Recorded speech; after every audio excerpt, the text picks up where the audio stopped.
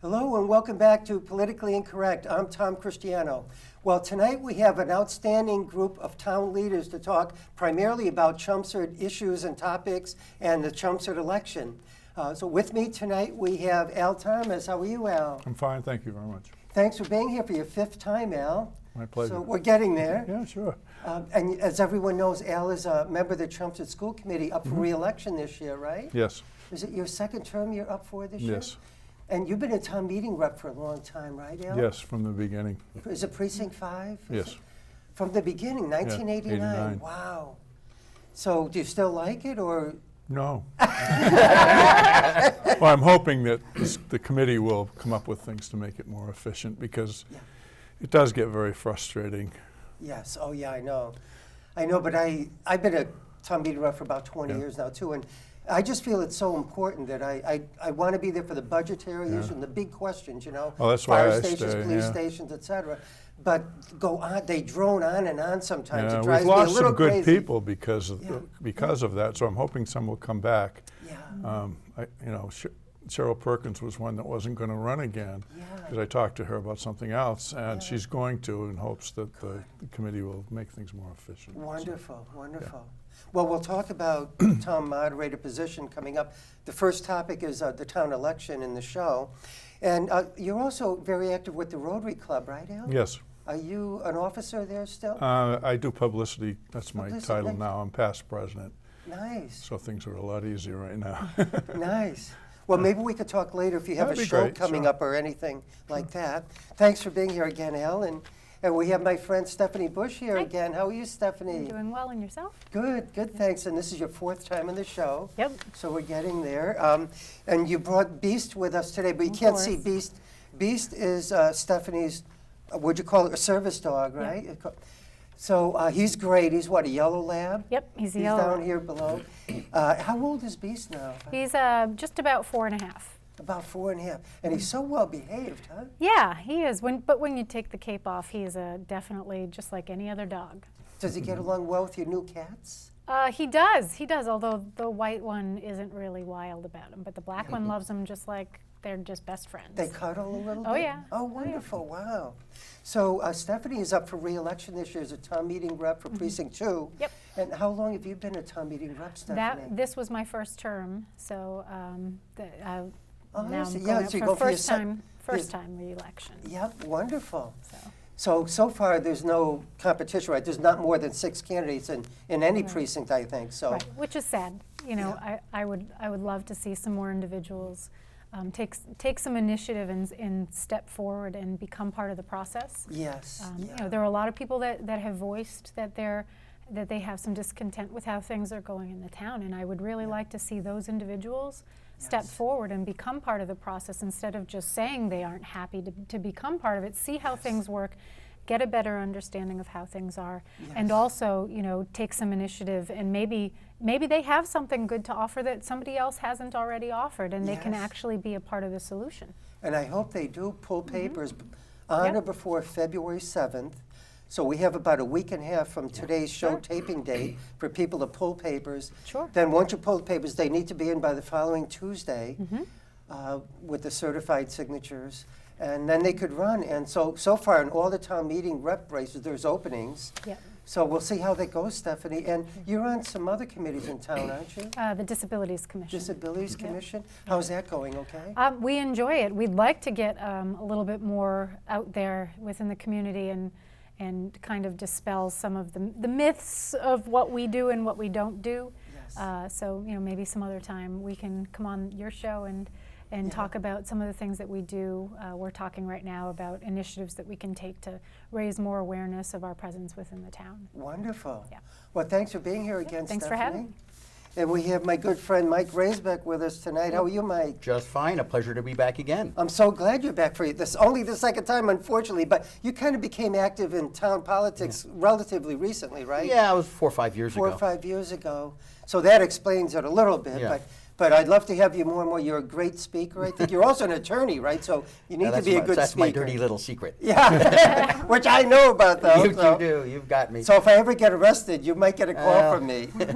I Who do knows? I'll mostly- be a Justin Bieber drag racing on. Yeah, we'll deport you to Canada.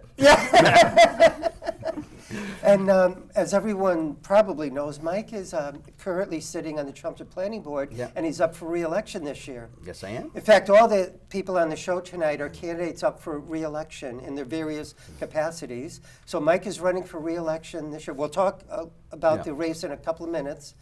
So are you on any other committees, Mike, or that you Well, wanna mention? I was involved this last year with the Zoning Bylaw Review Committee, which is really a subcommittee of the Planning Board, but has members from several town committees. And Nice. I'll talk a little bit about that, and a town meeting rep as well. One for, oh yes, precinct One. one, yes, right. Yeah. Well, one is, oh, you're on High Street. Yeah, I just Yeah. passed by your house on the way to the studio today. Yeah. I always think of you every time I go by your nice, big, beautiful house. Why, thank you, thank It's you. nice. Well, thanks for being here again, Mike. My pleasure. And we also have, for the first time on the show, my friend Susan Dandaraw. How are you, Susan? Great, thank you. Oh, thanks for being here. It's so great Thank you to for having have you me. on the show. I know you go to the microphone once in a while at town meeting. Sure. So I think I saw your name is running for re-election. Oh, let me invite Susan, and I think she'd be great on the show. Thank you, appreciate it. Because I know you're not afraid to speak in public, given that you've gone to the microphone Right, and right. stuff. It's 'Cause a lot of little people- intimidating, yeah. Oh, it it's is to fun. go to the microphone up there, but this is easy, you know, Yep. this is fun. And so I always wanted to have you on the show, and I'm so glad we finally have that chance to do that. Thank you for having me. And Susan is a town meeting representative from Precinct 9 and running for re-election this year. Right? And so far, it's not competitive yet, but we have about 5 candidates at the moment, I it think we looks need like. one more, right? One for more, at Precinct least for the 9? 6th. Yep. And any other committees you're on or anything? Not at this point. This would be my third term for town meeting rep. third And term, I so- think, as Stephanie said, I think it's a great opportunity to just get a better idea of how the town is run. You get drawn into different committees, you know, whether it's the school, the planning board, the Board of Appeals. So yeah, I certainly think I'll get involved in the future. Yes, yeah. Did you ever think of running for town-wide office? Is that Yeah, what you? yeah. and- I think but you know there's certain decisions and certain input that gets expressed at town meeting, and you could do that as town meeting rep. But certainly a lot of work goes on behind the scenes on the board. So you know I think filling those positions as well is very important. Oh, it is very important. And we'll talk about that, in fact, next, but about the town-wide offices and all that. And we'll talk about your children too. You have children at South Row School and McCarthy Middle School? Right, right. 3 children, you know? 3 children, You yeah. look so young. You're like 22 Thank years you. old or something, Oh, like thank Stefani, you know? And you have, Stephanie has 2 children as well. I have one in McCarthy also. McCarthy. One in McCarthy also. Wow. Already? Wow. Yeah, yeah. Jeez. Time flies. It goes fast. Yeah. Way too fast. Yeah. Right. Well, thanks for being here, Susan. I Hope it's the appreciate it. first of many, many times on That's the show. great. Thank you. So I thought first we'd talk about the town-wide election, if you don't mind. And so the election's going to take place on April 1st this year, the first Tuesday of April. And the papers are due in, as I mentioned, February 7th. Papers need to be pulled by February 7th. So everybody out there, you have about a week and a half if you want to run for either town meeting rep or a town-wide office. You have until February 7th to pull papers. For town meeting rep, you need 25 certified signatures. For the town-wide offices, you need 50 certified signatures. So right now, we have 1 seat up for selectmen because Jim Lane has served 1 term and he decided not to run for re-election. He has young children and he's very busy with his children and has a very important job that keeps him very, very busy. So he did a great job so far, and now we need to see who's going to fill that 1 seat. And thus far, we have 1 candidate for that 1 seat, and that's Bob Joyce, who had been a selectman in the mid-'90s. But right now, he's the only candidate. So he was a selectman for 1 term in the mid-'90s and decided not to run for re-election then. But he's still been very active as a town meeting rep and a planning board member for many years. And this year, he decided, as he did last year, he ran for selectman. But right now, he's the only candidate, and maybe he'll end up being the only candidate. Who knows? We'll find out. So before we go on to other offices, any thoughts about the selectman race or non-race thus far? Anybody that you heard might be running or anything? I've heard no names, and I agree with you. It's kind of a pity that we don't have, a bit more action. Well, Have you heard anything? Usually well, I we can do. tell you that I think that there is an atmosphere of not wanting to put yourself out there because the past couple of selectmen races have been really negative and nasty for one reason or another. And I think that, people that are coming out to, give of their time without any stipend or any other financial gain, that's a lot to ask of someone. And then for them to be put on the spotlight and to be attacked, it's not something that we've seen in the past to the degree what we've seen in the past couple of elections. That being said, I do know that there's one candidate who has run in the past where their website for selectmen has been updated to 2013 and 2014. So there's a potential for somebody else to pull papers at the last second. Yes, yeah. That may be why some people are waiting till like February 6th or 7th. And if they see nobody else has pulled papers to maybe have a competitive race, and maybe because they want to be a selectman, they'll wait. So I think on February 6th or 7th, if we don't have another candidate, I would bet that there would be at least one person pulling papers. It's a strategy, I think. Yeah. And Yeah, and it is. I don't think it's a bad strategy. No. But I would hope that we have more than one. I'd like to see more than one person step up. Not saying anything negative about Bob Joyce, but just saying I like to see more than one person come up, so we have, You have a choice. we can have a choice. I think that's with all positions. I don't necessarily yes. think just for the selectmen's race. I like a good competition. I know that the people running would prefer not to have to, to deal with competition. It'd be nice to just be able to run an election campaign and not have to worry about all the craziness that goes on with it. Yes, yeah. So any other comments about the selectman race? No? I think in the last 2 years, you've definitely seen candidates with more diverse perspectives, right, and running on maybe different platforms, and I think that's good. I think the selectman board now is hearing some of those different perspectives, so it'll be interesting to see if other candidates do come into this pool, where that goes and where the discussions go. Yes.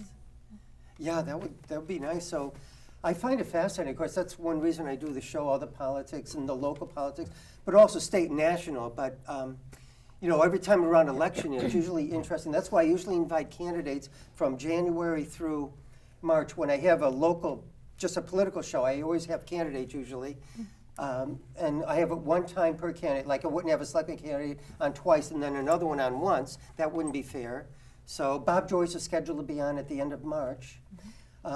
And our town moderator candidates, which we'll talk about maybe next if you want, we have Dick DeFreitas, who's running for re-election apparently, because he pulled papers and submitted them. And we have John Curlin, who's a former selectman, former finance committee member. He's a town meeting rep, pulled papers and submitted them to run for town moderator as well. So John is going to be on the show in mid-February, John Curlin, and Dick DeFreitas in mid-March. So they'll all each be on one time before the election. So any thoughts about the town moderator race? We do have a race there already that we know of. Any thoughts about that? I know both candidates, and I think it'll be an interesting election because I think they'll both draw substantial votes from different groups in town. Yeah.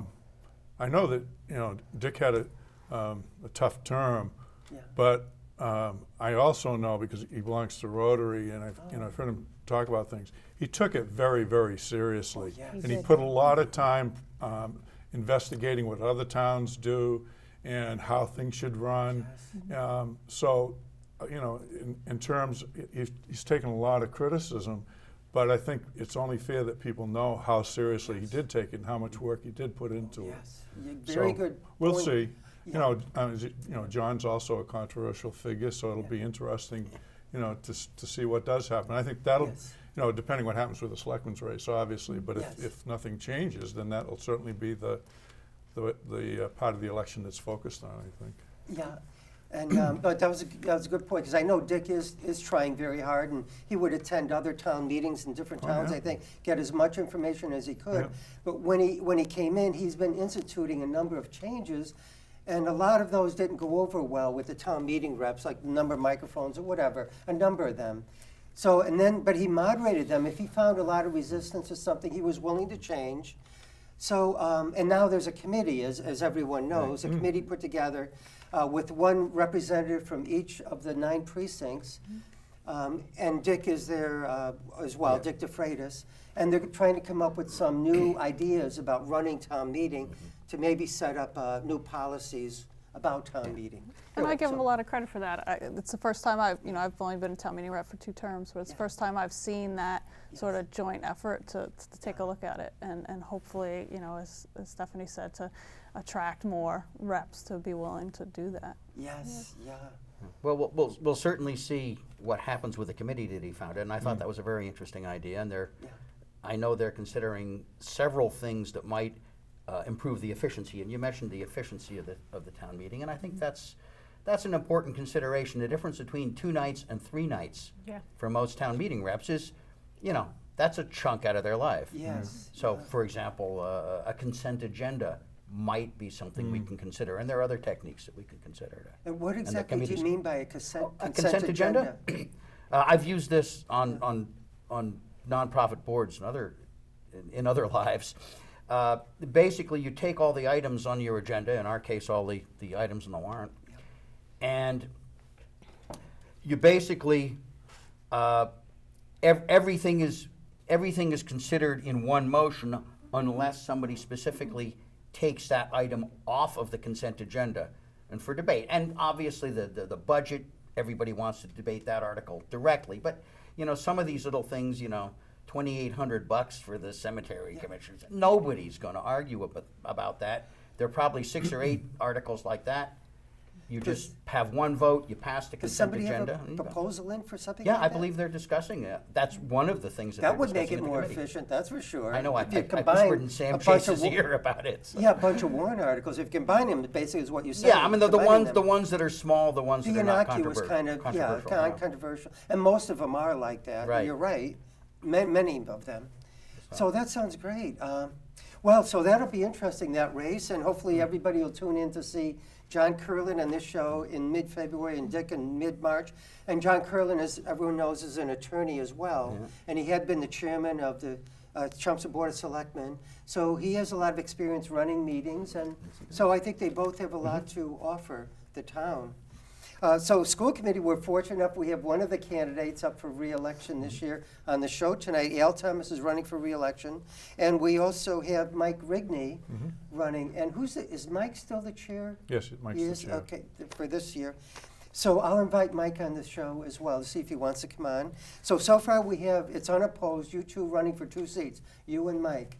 So any thoughts about that, Al, about the running for re-election, how things are going, whether you want competition? To be honest, I debated about whether to run again or not because, one thing, I'm a little older, and I have a son in Florida, and things that later in life you look at things differently. But I decided to stay for a number of reasons. But we just started bargaining, and I'm on the team with the union that represents the secretaries and the paraprofessionals. And because the kindergarten situation wasn't resolved, I was the liaison to that committee. So that's going to be going for at least another year. So there's, it didn't seem like a good time to step out. Yes. So, and I think, we have a pretty diverse group in a lot of ways, and I think we work together pretty well. So, anyway, I decided to run, and I'm willing to put the time in. Well, thank you for doing that, Al, because it's one of the most time-consuming committees in town. I'd say that along with the Board of Selectmen and then the Planning Board put extreme amount of time in. It used to be a rule of thumb about 20 hours a week, but I don't know if you spend that amount of time, but sometimes they would say that for school Well, it committee. goes in streaks. Sometimes you're very, very busy, and sometimes you're not. It depends what's going on. Recently, it's been pretty busy because we've been having extra meetings about the elementary food issue and some other things. Maybe we could talk about that later, okay, Al? Sure. Maybe when I ask you about what's going on at the school committee. Yeah. I would like to hear about what's going on, because there was a number of complaints on Facebook. We have a group, hopefully everybody could join if you're not, Chelmsford Reps and Residents. There's about 750 people from Chelmsford in that group, and we keep people updated on what's going on in town. So anyway, there were some comments on that group on Facebook about the food not being that appetizing or nutritious, so maybe we could talk about that. Any other comments about the school committee candidates thus far? There's not a race at the moment, no Well, I'll just competitive say race, but I'm awfully glad Al stepped up to do it another round. Yep, Yeah, that's absolutely. great, Al. Well, I'll tell you, Mike Rigney is a very bright and capable man. And he puts in tremendous amount of time. I think over and above the committee, there's tremendous amount of work no matter which the committee is for the chair. Yes. And Mike works very closely with the administration so that, generally speaking, our meetings run pretty much on time. We try to finish around 9:30. Nice. And because he does prepare a lot, we generally do that. Sometimes we run over if we have a lot of people come in to speak to us. It's amazing. I don't know how you all do it, but Mike has a full-time job, and he has, I think, 5 children, Oh, right? yeah, he has a lot. Which, Oh, Lord. fairly young. It's not like Yeah. none of them are over 21, I think. So 5 young children. Yeah. There he is with a full-time job and a wife and a house to take care of and doing school committee work. I don't know how he does it. But I congratulate him, commend both of you for putting in all those hours. You deserve a lot of credit for that. Thank you. Thank you. I agree. He's always been very responsive, you know, on many issues. We've contacted him, and I don't know how he does it, juggling all that and keeping up to date on all the different aspects of the school. So.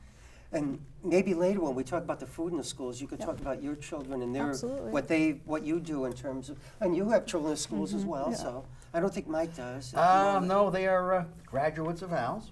They're both doing quite well out there in the real world now. Oh, you mean Al when he was a principal of the high Yes, in school his and everything? previous life. Nice, Yeah. nice. And the teacher. If they're working, that's great. One's in medical school, I think. Oh, I that's let even let better. that count. That's your Wow, that's insurance. fantastic. Yeah, That's fantastic. Yeah. Just to get into medical school must be very difficult.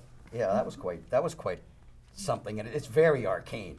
Yeah. The medical schools operate in their own little universe. Really? Oh, yeah. Wow. Wow. Well, planning board, speaking of Michael, Michael here is running for re-election to your second term, is it, I think? I Mike? think it's my second term as a Second- full member. Then as a I had full a member. shot as a alternate before that. Yeah, nice, nice.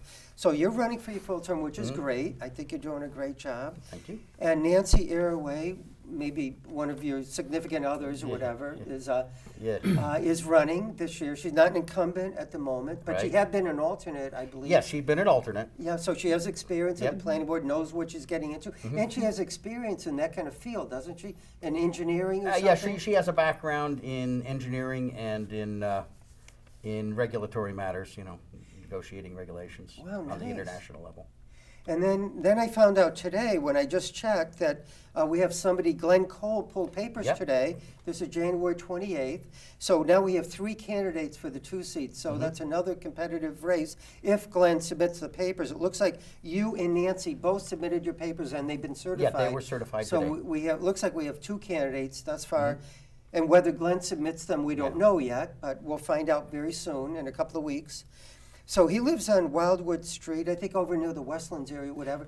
He has experience too in housing. I think he's been in agriculture for a long time. He's Yep. kind of like a farmer in town, been in town for many years. He's been on the agriculture committee with Charlie Wojcik. Yep. And so he's well known in town, so it'll be interesting to see what It happens. will if be. he I does don't know well. him personally, but I suspect I'll go over and shake his hand Oh, yeah, next nice. opportunity and find out what he's like. Yeah, no, he's a nice Yeah. guy. I don't know him too well, but in fact, I don't even know. I'll invite him on the show, but I don't know if he's ever even been on the show because I don't know if he's run for townwide office before. Well, I've been doing the show 18 and a half years, and I don't recall him running for townwide office previously. So it'll be Yeah. interesting. We'll see if he can come on the show. So any comments about this planning board race before we move on? Well, I don't know Glenn at all, but I'm glad that the both of you and Nancy are running. So. Yeah, that's wonderful. I'm so glad you're both running. And you deserve a lot of credit, too, for all the time, because you're working full-time, as is Yeah. Nancy, right? Yeah. I don't know how you all do all these things, jeez. Well, didn't your grandmother tell you when you were a kid, if you want something done, ask a busy person? Yes. Yeah, I absolutely. know what you mean. Good time management That's Mike. skills. That's Al. That's all of us. Oh, really. you're so busy, I know. Jeez. Well, thanks for Yeah. running, and good luck with everything. Oh, thank you. In fact, I used to do planning board debates on this show, too, a few years ago, but I don't do them anymore. There's so many debates, other ones, that's fine. They don't want to be too stressed out, you know? So what I Right. found is more easy for them, or if they just come on the show one at a time, not with 3 at the same time, and that way they could just relax and just Right. talk about it in a non-confrontational way, you might say. So that's why I decided not to do debates anymore. I want to make it easier for all the candidates, you know. So, Al, could you tell us what's going on in the school committee lately? Well, it's been pretty busy. The kindergarten issue was a huge one, and Yeah. you know, a lot of people were disappointed, but not everyone. Some people just for financial reasons. I had a lady from church call to speak to my wife. She said, "I want to thank you for voting against the kindergarten proposal," and she dealt with kindergarten at All Saints Church when they ran a program there a long time ago, and she said the kids get tired, but things have changed. The kids, by the time they get to kindergarten, they've been in preschool or Right. whatever for They're 2 or 3 years. Yeah, So it's a they're little gearing bit. up. Plus, we're one of I think 20 districts that don't have full-day kindergarten. And if we charge, which in all probability we will when we get there, then we have to offer the half-day also. So that people will, you know, if we get that far, we'll still have a choice as to what they want. Oh, either Either full full day day or or half half day. day. Yeah, yeah. You know, assuming if we charge that. Yes, that is. yeah. So they're not And, forced to do it. Yeah. There were a lot of things that were frustrating as things happened. It was very difficult to put a plan together. We went to 3 different districts, which was really interesting. And I love seeing the kids. You know, I should have been at that level sometimes. Yeah, oh, I think. they're great. They're Yeah. great. Yeah. But you know, Dr. Tiano, is just as an example, had things worked out so that we had a shot at doing it financially. And he was told by the State Department initially that transportation, if the parents did their own, that was okay. You know, took the kids to school. And then the day that we were supposed to decide on the issue, they called and said, no, that's not true. You have to provide transportation. Well, it's a fairly significant financial item, and so right in the middle of everything, it threw a wrench in the God. works. We probably could have pulled it off for a year, but as much as anything, the reason that we turned it down is that we weren't confident that we could sustain it over the upcoming years because of the financial situation. Yeah. We have a lot of major things, you know, the food, which we can get back to later if you want to, but Yes. the portable classrooms, which are several places in town, are beyond what they should have been probably. We have a need to improve science facilities at the middle school. There's concern that the science scores are a little bit lower. I can tell you they'll go up because everything was about math and English, and to the neglect, to be honest, of some other areas, and it's shown. Now, we're doing very well in those areas, and we'll do very well in science as soon as, everybody kind of gets on that page also. Yes. So, there have been a lot of things. We've been doing a lot with policy, and the policy issue the other night turned into a long discussion because there's a proposal for policy that the physical education department has had a lot of, and the wellness committee has a lot to do with. And it spells out in great detail what they should be teaching and how they should be teaching it and so forth. And we don't have it for other departments. And some of it, I have real concerns about it, which I expressed. One of it says that the class sizes will be equivalent or on a par with the other subject areas. It almost can't be in scheduling. So I won't go into great detail, but I don't think you should do that. And then we've had people, one lady in particular, Mrs. Williams, who's spoken before us.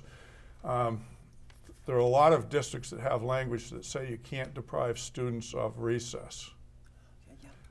Well, that language, or language like it, is very rigid.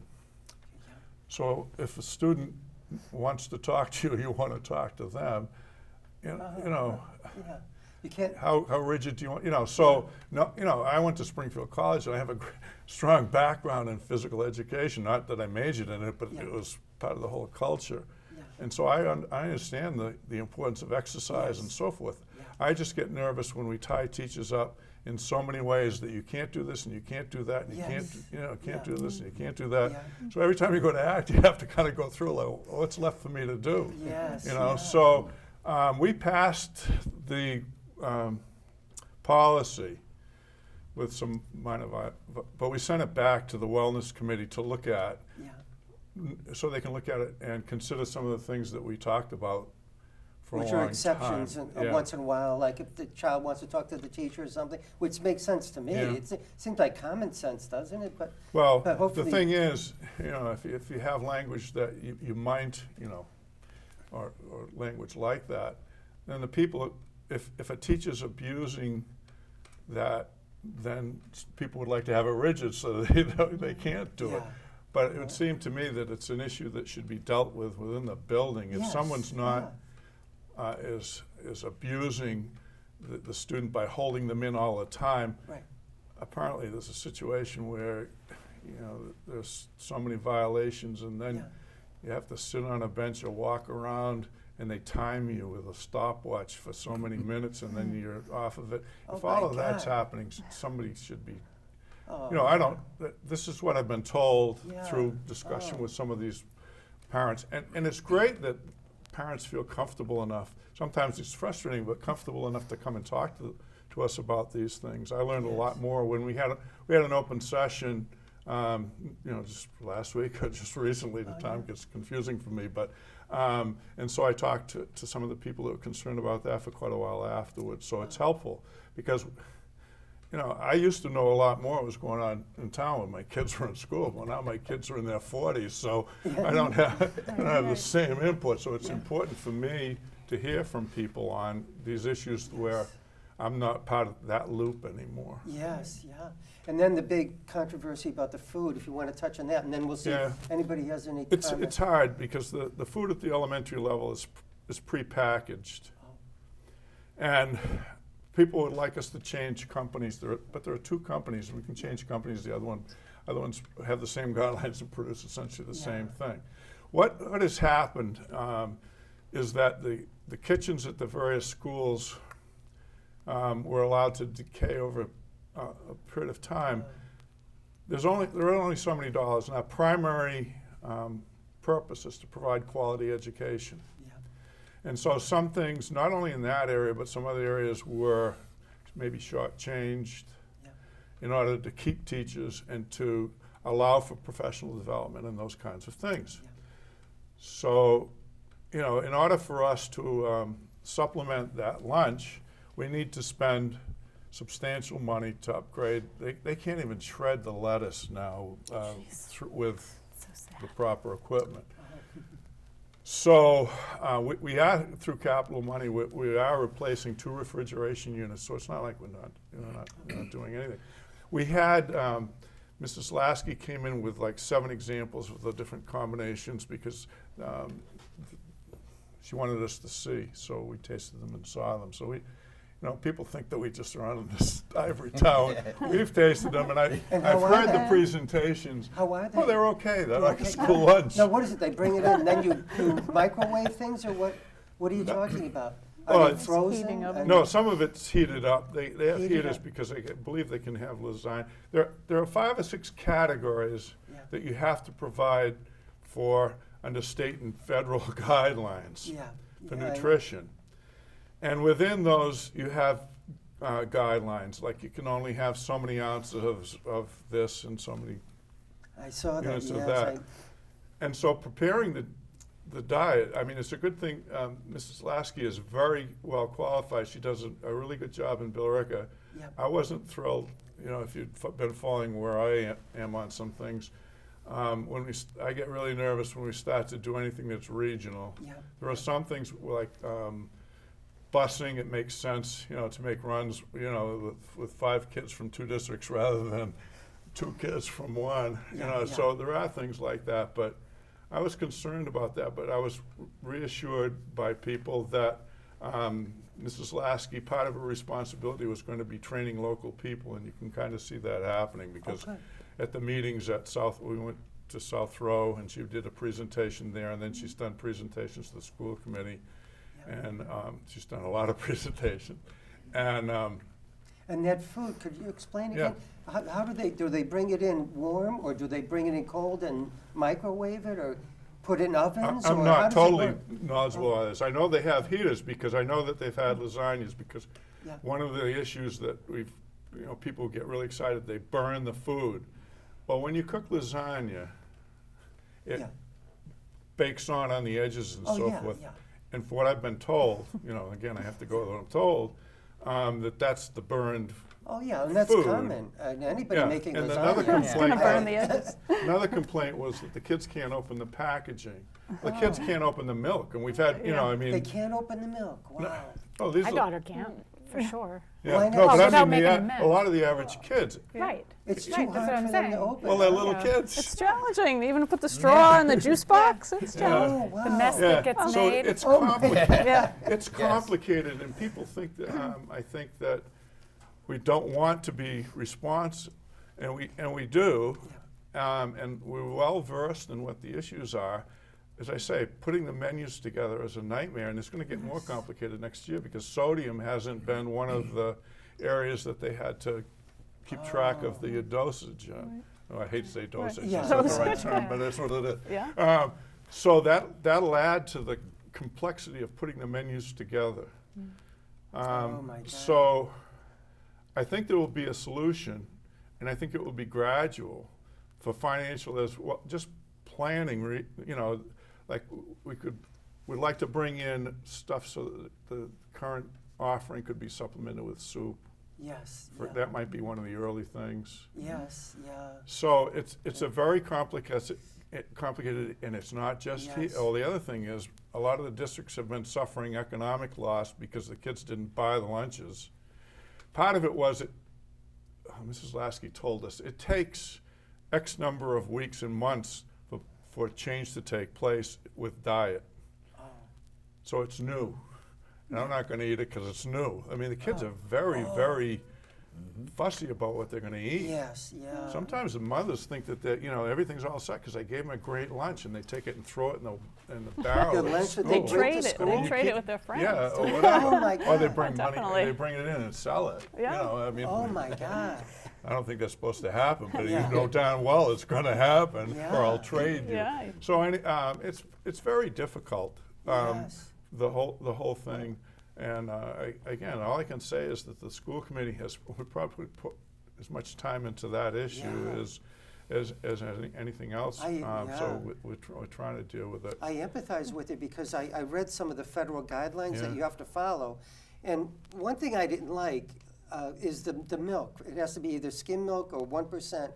Now, when I went to school, you could have chocolate milk and Yeah. white regular milk, whole milk, right? Yeah. And the reason why a lot of us weren't overweight, we were always out playing or quite a bit, and that's what the kids need, a lot of exercise and physical activity.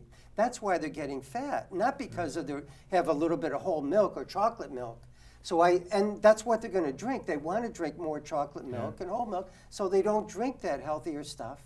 So I don't like some of these federal guidelines. I looked at them, I think they're too restrictive, and I think they're not getting at the core of the problem, which is the kids not getting enough physical fitness type exercise. And that's why the recess is great, but even getting out there after school, because we all know what's happened to our society. High technology has helped taking over. They go home and they play video games, watch big screen TVs or whatever. It's so entertaining that it's hard for them to break away and get outside like we did when we were young, right? Well, there's the another exercise- problem for particularly for the high school, and that is that the DECA Club sold food at the end of the day, and the library sold stuff one day a week in the morning to give them some extra money. And you can't do either of those things anymore. See, DECA, they go to the national, it's actually called international, I think, but the national conference as well as the state and the local. And so they need quite a bit of money because they qualify all the time, they're good. And so the loss of that revenue, in particular for them, was really difficult. And they've found other ways to one of the things they did, and I don't know if you saw it, they sold cereal. And it was like Cheerios, but the big way that they made money was the whole box was covered with advertising, local advertisers. Yeah. And the cereal was pretty good. yeah, So yeah, I don't know cereal's how much that brought in, but it forced them into other kinds of things. Yeah. And as I say, the library, the high school's now offering some form of breakfast, which is which is new. And you probably heard Mrs. Lasky explain they're going to bring in a salad with chicken on it as another offering at the elementary level. Good. Over and above, the kids can have all of the vegetables and and fruits like carrots Yeah. and apples. They can pick out on that stuff at all the levels, I think. Yeah. So there's no reason to stop. Although the high school kids were starving originally because they get up at 5:30 or whatever, and they Yes. don't go home until whenever practice or rehearsal or whatever is over. And the Yes. amount of calories, and I should know, I guess, but I don't know what it was. It was ridiculous. Yeah, yeah. And so the kids were starving, and all they do is run up the drum hill as fast as they could. After the end of the day, they go to wherever, McDonald's or one of the other places. So all these things where the idea of controlling, the obesity problem and everything is great, but as soon as you start making these vast decisions for the whole country, It's the yeah. repercussions, you just Like, and can't keep I track. disagree with them. I don't think they're getting at the right core of the problem, which is the exercise and the physical fitness. But that is difficult to change given our high-tech society. But could I ask Susan and Stephanie, Oh, yeah. I want to see your particular experience with your children in terms of eating. What do they do? Do they bring lunch? Do they buy it? Or My children, yeah, are probably 90% bring our own lunch. Oh, they do, So we limited, buying the food. But as you know, the South Row parents have been very vocal Oh, yeah. in More the than all in right. Yes, the yeah. school lunch program. yes. And I think it's moving in the right direction. April was brought on within the past several years, and we share her talents with Bill Ricca. And I think her time is so focused on meeting these new guidelines, dealing with the day-to-day operations, bringing the new point-of-sale service system into practice. She's brought in Thursday tastings, as she said. So there's things moving in the right direction. And I think that what I think a lot of the parents are asking for is, let's put our priorities out and our vision. I think it was asked in the last school comm meeting. School comm asked Mrs. Lasky, so is operational kitchens our goal? And I would say that needs to come both from the school committee and her team to decide if that's the goal. Then let's drive towards that. And there's I've talked to other food service directors from other communities. Newton was there. The food service director from Newton was at the meeting, and they have over 30 elementary schools in their district, and they service them through limited kitchens. For example, our middle schools might have operational kitchens, and they truck it over to all the other elementary schools. So there's other solutions out there, Yeah. which I think we're hoping that April's team and school committee can explore and But your decide how we children move there. are happy bringing their lunch. They're happy with it. They They are, eat yeah. it as far as you could tell. Yeah. Good, good. And again, they're very cute, by the way. I saw them at the farmer's market. They're Yeah. dolls. Well, thank you. Let me just ask Stephanie, your beautiful children, how are they doing with the eating? So Will refuses to eat school lunch. Absolutely. refuses. absolutely, He says wow. it's disgusting. Oh, Sasha, we have other medical issues with her, so we at the beginning of the year were like charting out what she was eating from what we would send in, because I didn't think that the school lunches were healthy enough. I'm like, I wouldn't serve my kid chicken nuggets and pizza and like all these really high sodium foods, and just for me, I don't view that as healthy. And so I didn't want to send it in, so I was sending in my own stuff. And they're like, well, she's not really eating that much, and blah, blah, blah. So she liked the lunches, but one of the issues I had was, we have a hard time getting Sasha to eat. It's a big issue that we have with her. And so, breakfast is so lunch is like a really important meal for us. And she was coming home like, oh yeah, she ate Trix. And I'm like, what? Why is she eating breakfast again at lunch? And so anytime there was something like Trix, she was taking it. And it was to me, that's really unhealthy. I don't let her eat Trix at home. I mean, Cracklin' Oat Bran is her sweet, cereal. But it's a healthy choice in terms of, there's oats and stuff. I mean, it still has high sugar content, but I just, I understand because, I spoke with Evelyn at great length about it. So I understand the situation that you're put in. But on the flip side, so I have one kid that really likes school lunch. She may not eat it very much, but she eats more than the and your lunch I son send. always takes in his lunch. Oh yeah, he's like, I will not eat school lunch. And Sasha, And she Sasha, buys it. she buys lunch. She buys. I see. Nice. So and she doesn't always eat it. all, but she will eat Yeah, it. yeah. You know, my concern is the nutritional value in it. Yes. Well, hopefully there'll be some changes in the near future. Yeah, no, but I think they're working hard. I think that they're listening, and I think that's one of the most important steps towards finding a solution is having a willing Yes. group of Oh, I'm individuals sure they that are. come Yeah, together. I'm sure the school committee is very concerned about it, working very hard on Mm-hmm. the issue. But if we could ask Mike a couple of questions, like what's going on with the What's planning going board, on with Mike? the planning board? Well, as you know, the planning board really has two somewhat separate functions. It's got a planning function and it's got a regulatory function. And some years we do more regulatory, some years we do more planning. And this year we did a lot of planning. You notice there were a bunch of articles on the warrant, and they all got, apparently we did our homework well enough because they were all accepted. We worked on home occupation. That's an interesting one. We tightened some of it up a little bit, but frankly, there are a lot of home occupations in town. We don't want to limit it too much because it's a livelihood for a lot of people here. Yeah. But you know, you don't want tractor trailers parked in residential streets either. So I think we did a pretty good job there. There were compromises to be made, and we had a lot of inputs on it. We did some work on lighting. That's tougher than you might think. How do you define lighting? How do you define color in a light? Well, I can tell you what a physicist would say, but nobody wants to see that in their bylaws. We had one very interesting one, the CEIOD, Community Enhancement and Investment Overlay District, which is pure governmentese in the name. But that's what that bunch did, and that's about 10 pages of bylaw. That is offering some options to redevelopment of property. And let's face it, there's no real new development in Chelmsford. There hasn't been for a decade. All the land is used up, or almost all of it. I mean, an occasional 40B creeps in and tries to grab a little chunk. We can talk about that in a minute.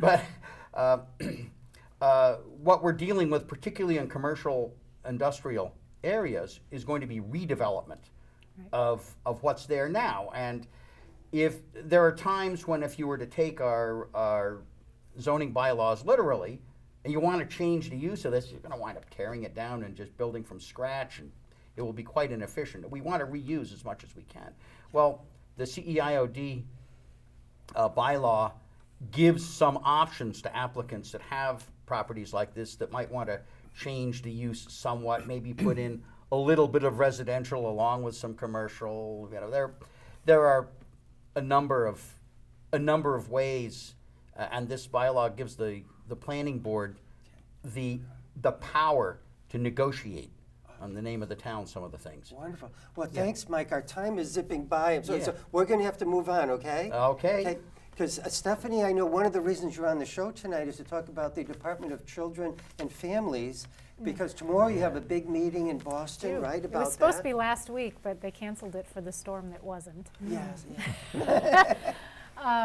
So I don't know, some may be aware or not, but there was the Justina Pelletier case that had been all over the news. The Boston Globe had done the article. For those who aren't aware of it, it's a case where a physician had diagnosed her with mitochondrial disease, which is an energy metabolism disorder. It's what I have. Yeah. And she had gotten ill, and prior to her illness, she was functioning normal.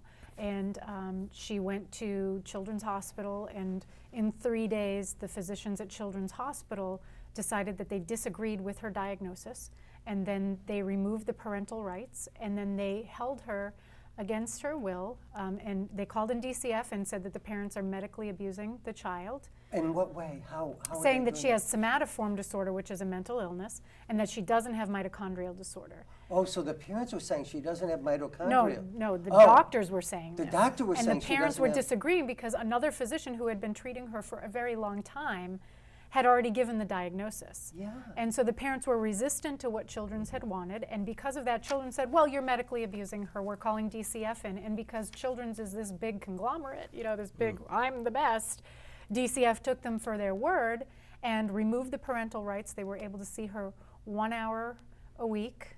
I find this so incomprehensible. It is. There was a gag order placed. She was held against her will on a locked psychiatric unit for 11 months. She And wasn't suicidal at all, no, was she? No? no. They said she had this This is mental illness. crazy. It is crazy, and it is not Is the it? only case. There are many more that have not come to the forefront either because they're in litigation right now and the parents are afraid to say anything because they don't want to hurt their case in any way, or they have a gag order like Justina's family, or they're ashamed to come forward because of the stigma that gets attached to you when you're said to have medically abused your child. Yeah.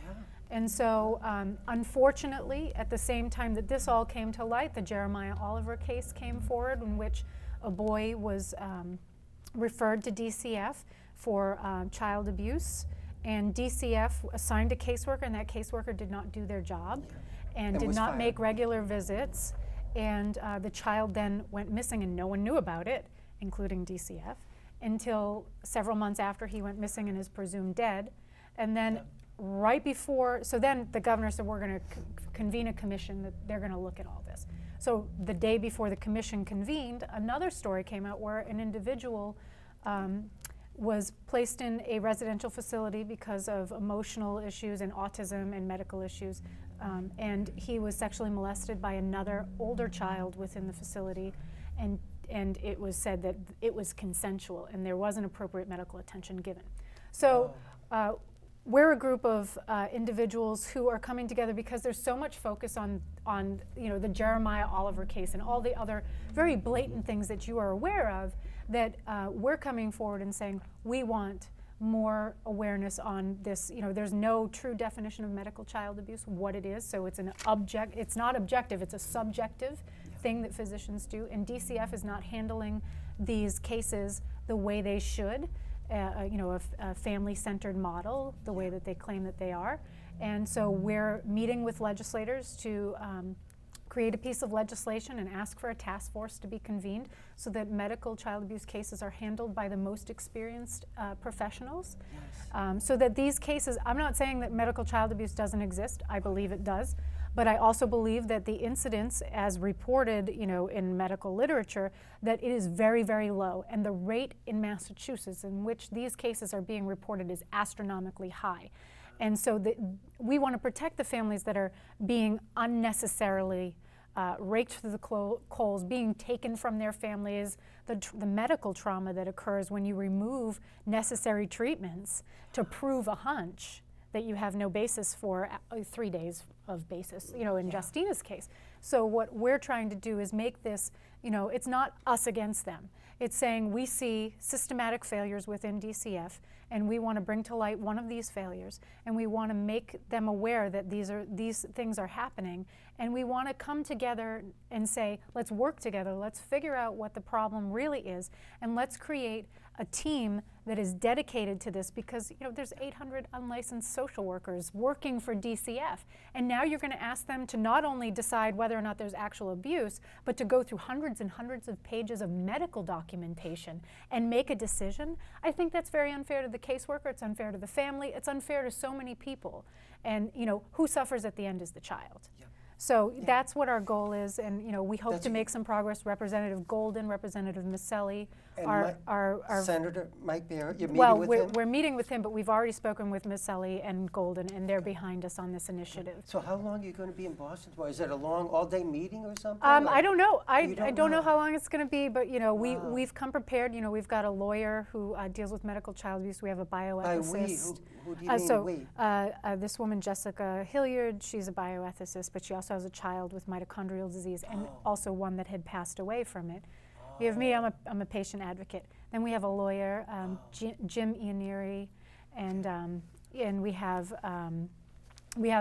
medical physicians, licensed social workers that are behind the initiative that can't make the meeting tomorrow just because of the day they rescheduled Oh it. my God. So there's a large enough group of us that have worked together to try to come up with our ask, and then tried to make a skeleton of what kind of things we would envision this task force to be doing. Yes. And we really want to work together, not only for this specific thing, but to also incorporate it in the review that's being done Yes. right now in those legislative hearings on DCF, so that we can make a comprehensive report Wonderful. back so we can fix the problem. Wonderful. And could you quickly tell me what's happening with the young girl? Pelletier is her name? So she has, Where is she now? a judge has ruled that she to be removed from Children's Hospital. Okay. And so she's in a rehabilitative hospital In Boston or in somewhere? Boston, an undisclosed location. And And- about her parents, could they see her more than once a week now?